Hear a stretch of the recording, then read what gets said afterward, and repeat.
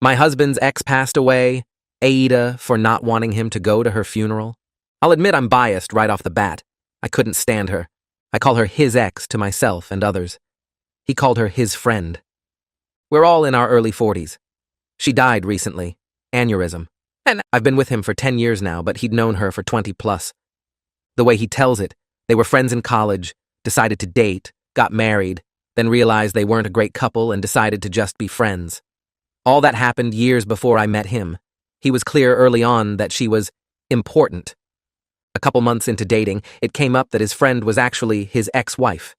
He explained the above to me, saying she was one of his closest friends and that it was purely platonic. I expressed some discomfort at him being so close to an ex, and he told me, "That's fine. If you have a serious issue with it, let me know now and save us some time. I'll choose her. I like you and all, but I've known her for over 12 years, and she's one of the most important people in my life. You'll have to be okay with that if you want us to be a thing." When we were engaged, I asked again. He gave me this perplexed look and asked, "Why would us getting married affect my friendships?" I sucked it up and went along. I resented every moment of knowing her, especially when we had to be social. She understood some part of him I couldn't. Her husband was friends with mine as well, so it's not like I could use him as an angle. He'd have lunch with the ex, they'd go to their geeky movies and whatever. The few times I brought it up, he said, "We had this conversation before. You had your chance to back out." She died after they had lunch the other day on the way to her car. He spent a bunch of time crying, but honestly, I was relieved. He was working with her husband on funeral planning. I told him, "You don't think you're going, do you?" My argument, summed up, she's dead, so she's not a factor anymore. He doesn't get to use his "she's my friend" excuse since she doesn't exist anymore.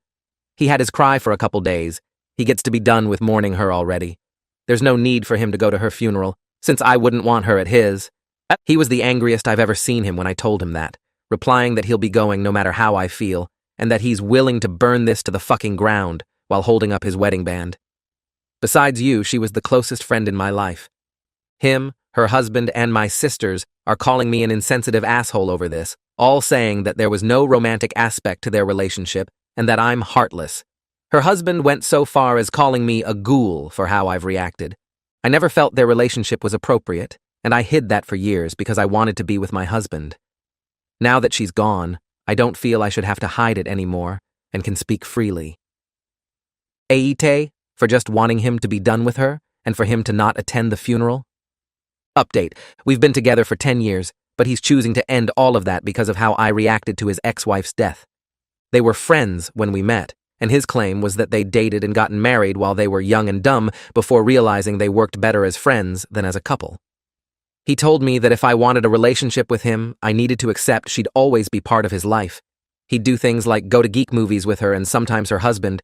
They'd do their tabletop gaming, all of which I found boring. He and I had a mostly happy marriage, I thought, but I had to deal with her presence and pretending she and her husband were friends. I hated her, and when she died, I was relieved.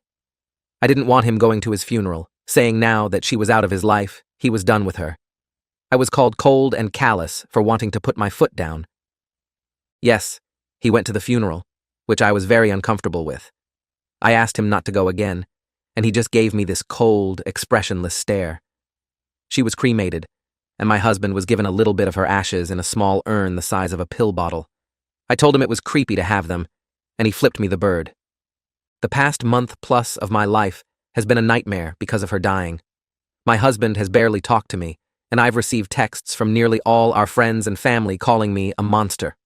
All because someone saw my original post on Reddit and shared it with everyone they could, even people at my job. Many of the posts here were nice in comparison to the things the people I thought were my friends said. I was just out of town for several days on a work trip.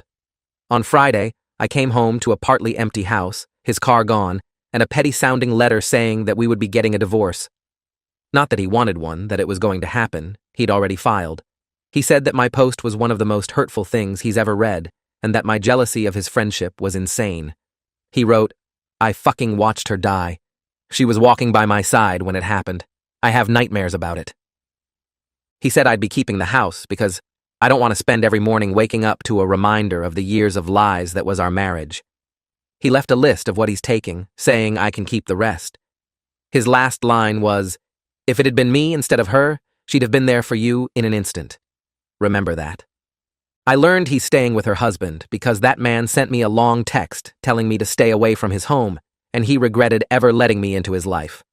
My own sister said if she learned I was dating someone, she'd fill him in on what a black-hearted C-word I am. So, yeah. My husband is divorcing me because of his first wife's death. She's more important to him, and it seems to our friends, than keeping our marriage together is. She's screwing up my life, even from the grave. Story 2. I accidentally created an army of crow bodyguards. Am I liable if my murder attempts murder? To make a long story short, I'm a late 20-something living in Portland, Oregon. I had a pretty intense emo goth phase as a tween that I thought I had grown out of. A couple months ago, I was watching a nature program on our local station about crows. The program mentioned that if you feed and befriend them, crows will bring you small gifts. My emo phase came back full force, and I figured that I was furloughed and had lots of time. So why not make some crow friends? My plan worked a little too well, and the resident 5 crows in my neighborhood have turned into an army 15 strong. At first, my neighbors didn't mind and enjoyed it. They're mostly elderly, and most were in a bird-watching club anyway. They thought the fact that I had crows following me around whenever I go outside was funny. Lately, the crows have started defending me. My neighbor came over for a socially distanced chat, me on my porch, her in my yard, and the crows started dive-bombing her. They would not stop until she left my yard. They didn't make physical contact with her, but they got very close. Am I liable if these crows injure someone since I fed them? I obviously can't control the crows. I would rather them not attack my neighbors.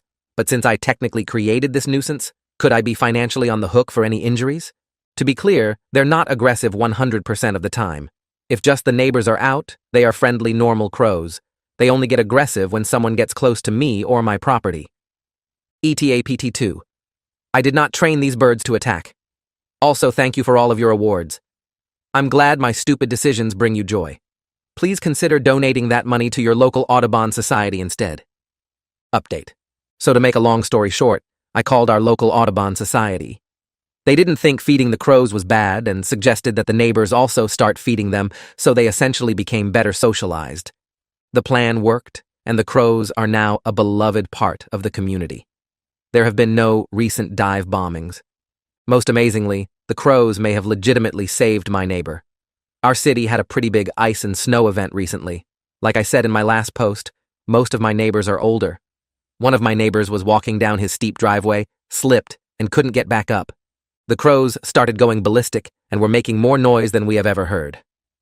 A different neighbor went outside to see what was up and found the gentleman in his driveway. Neighbor is mostly okay, just some serious bruises.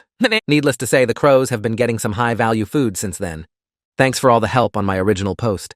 It blew up way more than I was expecting, and I thought you guys would enjoy an update.